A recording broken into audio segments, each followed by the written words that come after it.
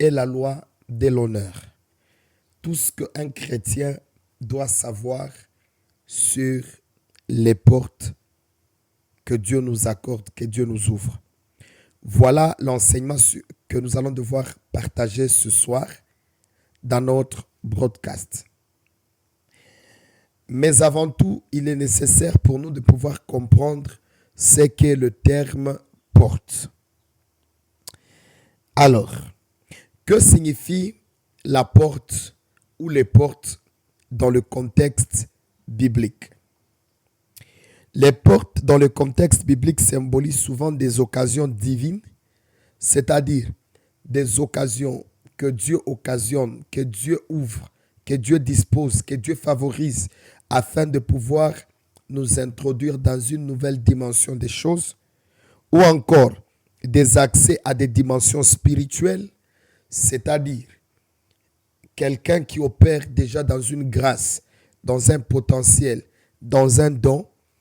Une porte pour lui représente cet accès que Dieu lui donne, qui lui permet de pouvoir opérer dans une nouvelle dimension dans sa vie spirituelle, ou encore des opportunités de service.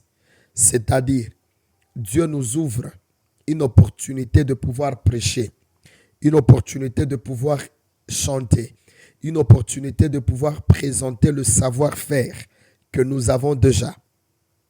Voilà ce qu'on appelle les portes. Ou encore, avoir accès à des lieux d'autorité. C'est-à-dire, Dieu t'ouvre la porte afin que tu puisses te retrouver au milieu de présidents, au milieu des personnalités élevées.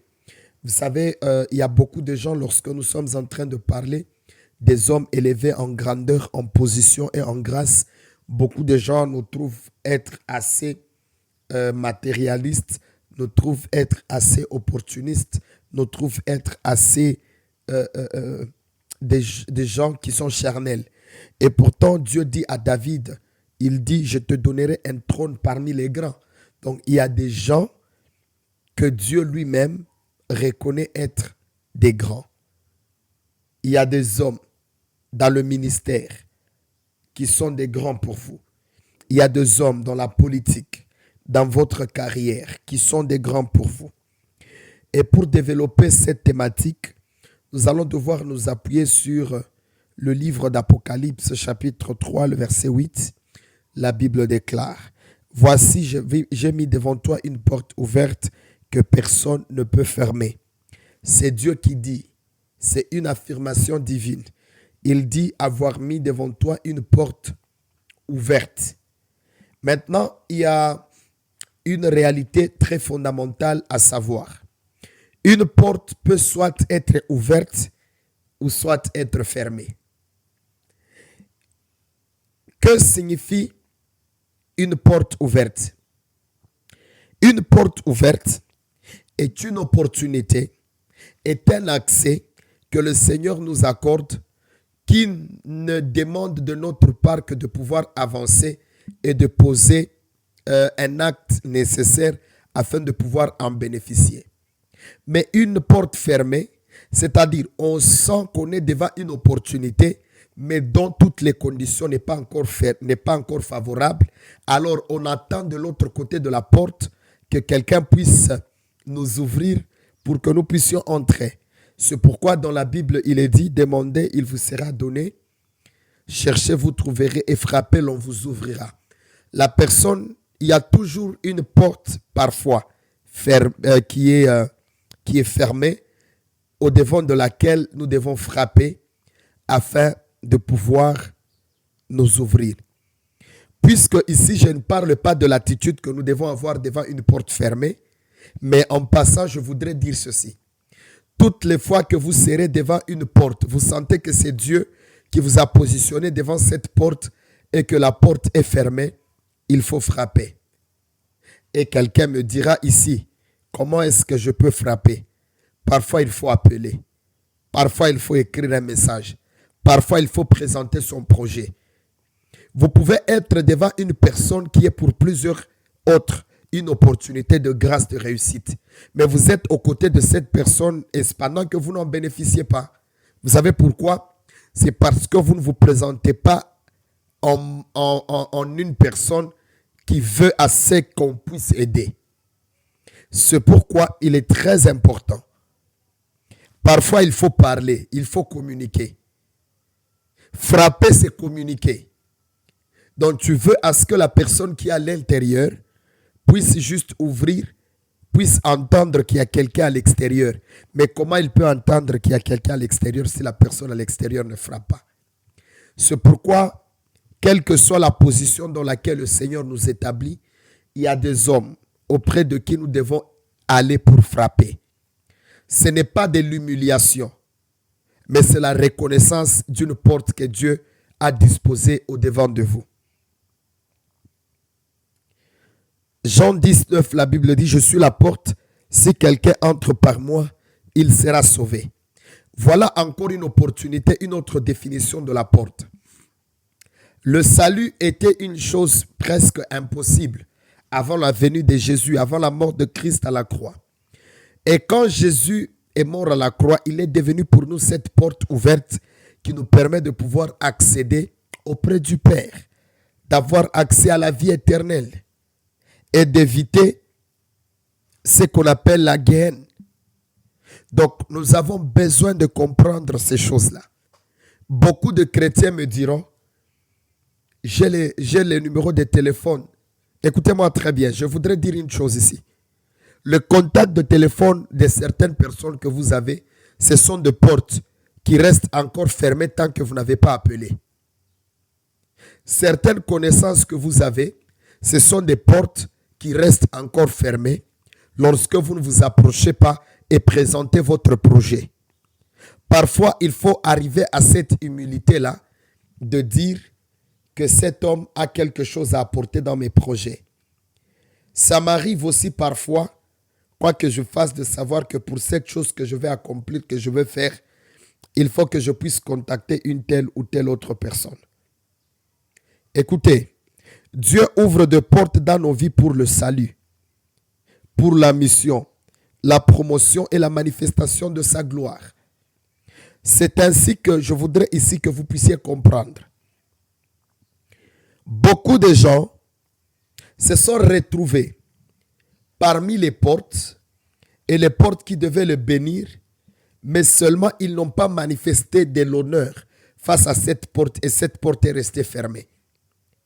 Et comment dois-je manifester la loi de l'honneur devant une porte pour que celle-ci puisse s'ouvrir?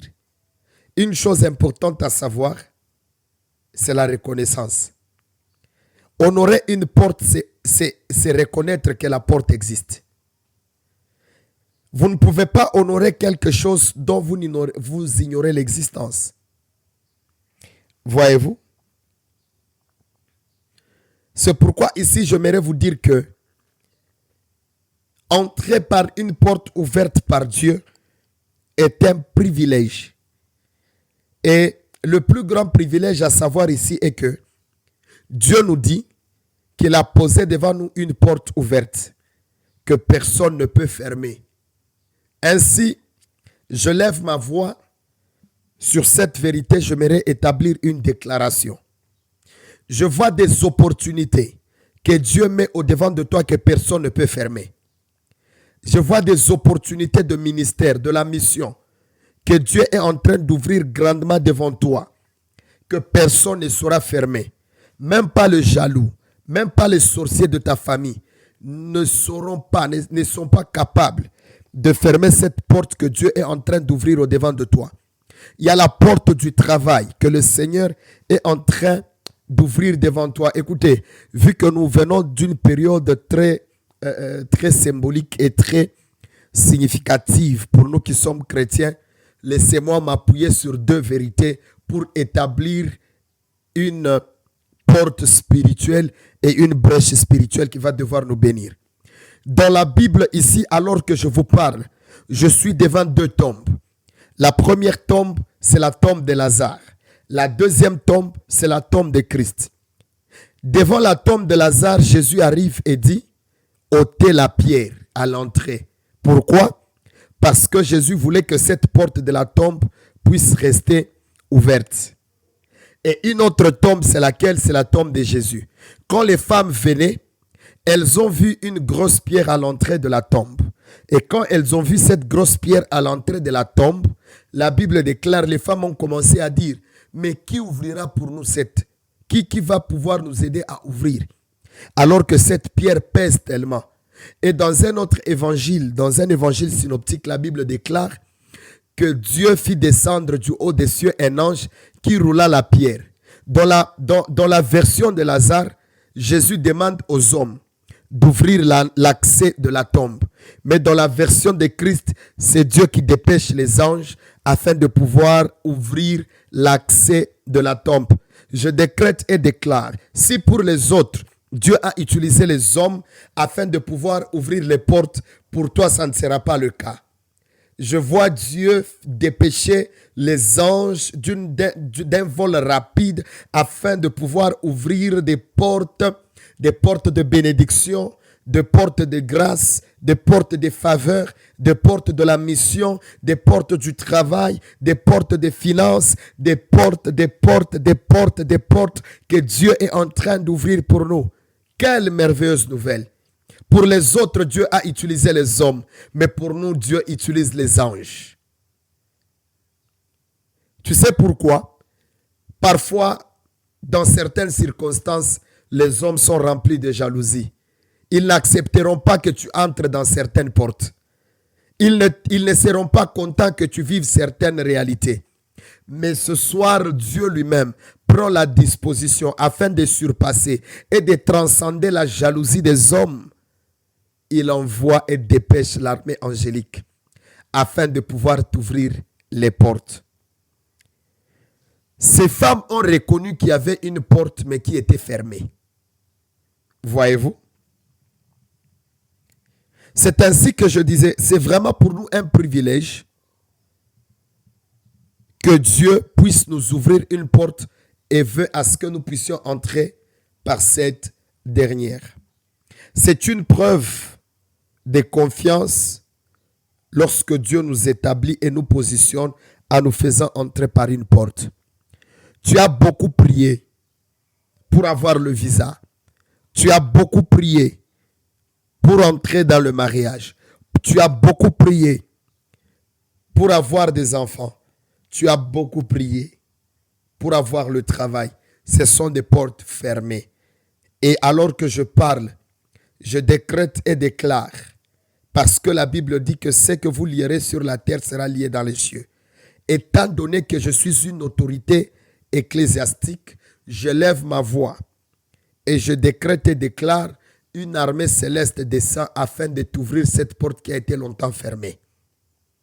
Écoutez, bien-aimés, nous voyons dans la Bible plusieurs exemples, comme nous l'avons dit la fois passée, où comme Joseph, à qui Dieu a fait la grâce de pouvoir entrer dans le palais afin de pouvoir être établi.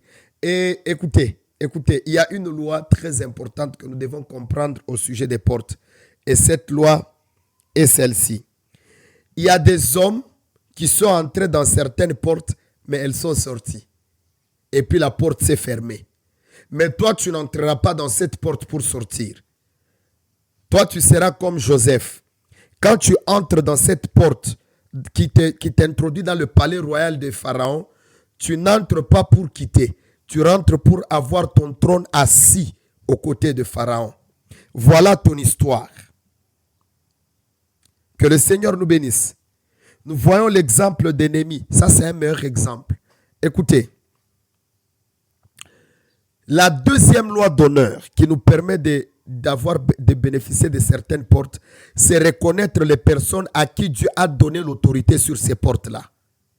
Si vous prenez l'histoire de Néhémie, notamment dans Néhémie 2:8, vous allez voir que lorsque Néhémie voulait rentrer chez eux afin d'aller rebâtir le temple, la muraille plutôt, il demande au roi de pouvoir lui écrire certaines lettres au gouverneur pour que ces dernières puissent lui donner les instruments avec lesquels il allait construire et que ces gouverneurs, ces autorités-là puissent donner à Néhémie ainsi qu'à ses contemporains cette faveur de pouvoir passer par ces portes-là. Écoutez, Il y a des gens à qui Dieu a accordé l'autorité sur certaines portes. Et lorsque l'on veut passer par ces portes-là, on doit accepter de passer et d'entrer dans ces portes par leur recommandation. C'est pourquoi ce n'est pas l'humiliation, ce n'est pas l'abaissement lorsque vous passez par quelqu'un pour entrer dans une dimension spirituelle, physique, sociétale. Voyez-vous? Alors, je prie que Dieu vous donne dans votre carnet d'adresse des hommes qui ont l'autorité sur certaines portes et que vous-même, que vous puissiez être cette autorité qui a également une autorité sur d'autres portes. Écoutez, chaque porte est une marque d'honneur divine qu'il faut reconnaître et respecter. C'est pourquoi honorer une porte ou manifester la loi de l'honneur devant une porte, c'est garder cette porte lorsque vous avez bénéficié. Vous avez eu à en bénéficier, plutôt voulais-je dire.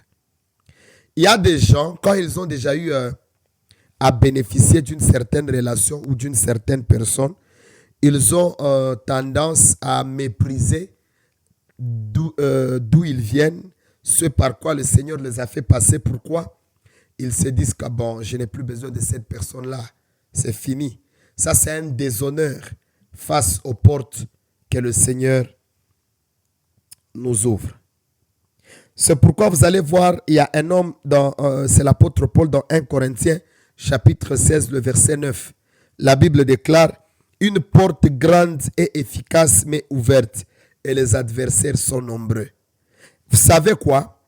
Il y a ce qu'on appelle le combat des portes.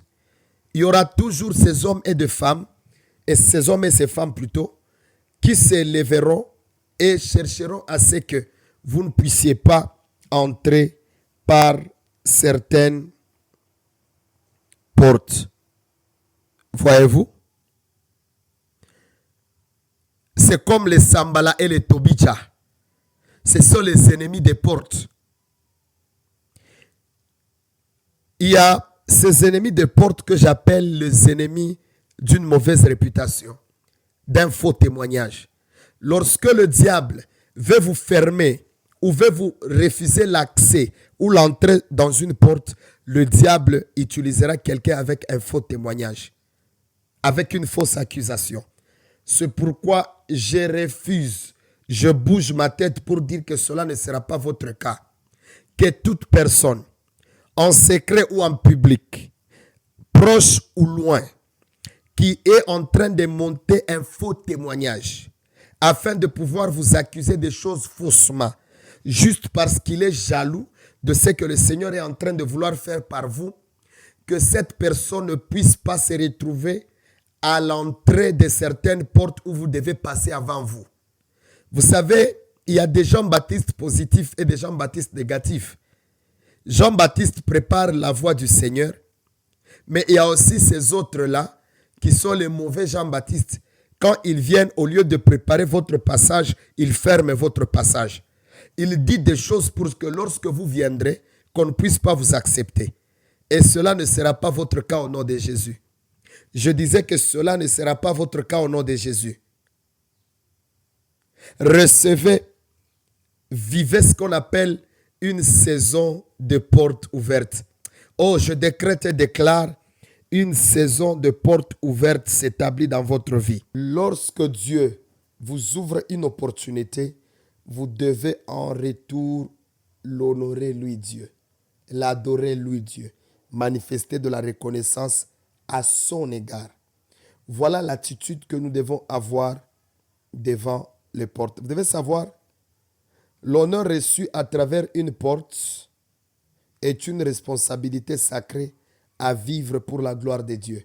Donc, lorsque Dieu nous ouvre une porte, nous devons apprendre à vivre pour sa gloire. Ici, Dieu me met à cœur de faire une prière pour vous. Et la prière que je suis en train de faire pour vous est que le Seigneur puisse vous ouvrir toutes ces portes que vous avez longtemps cherchées et qui sont restées toujours fermées. Je voudrais, comme un acte symbolique, que vous puissiez mettre vos deux mains sur votre tête et puis je parle. Tendre Père, le maître des cieux et la terre, en qualité de ton serviteur, je décrète et déclare que toutes les portes qui étaient fermées pour ton peuple, pour ton serviteur, pour ta servante, alors que je prie qu'elles s'ouvrent maintenant au nom de Jésus, et que tous les ennemis qui cherchent à se lever afin de pouvoir combattre l'accès de cette porte, que cet ennemi soit confondu au nom de Jésus. Père, partout où ils ont été accusés faussement, juste parce que quelqu'un était jaloux et il ne voulait pas le voir entrer par cette porte-là, accepte que la justification puisse les accompagner. Père, justifie-le et innocente-le au nom de Jésus. Je décrète que vos portes sont ouvertes. Vos portes de mariage ouvertes, vos portes de finances ouvertes, vos portes de relations ouvertes, vos portes de travail ouvertes, vos portes ministérielles ouvertes, vos portes de voyage ouvertes. Vous allez voyager. On ne vous refusera plus jamais de visa. Pourquoi? Parce que toutes vos portes sont ouvertes. Alors vivez une saison de portes ouvertes. Soyez bénis. Que le Seigneur vous bénisse abondamment.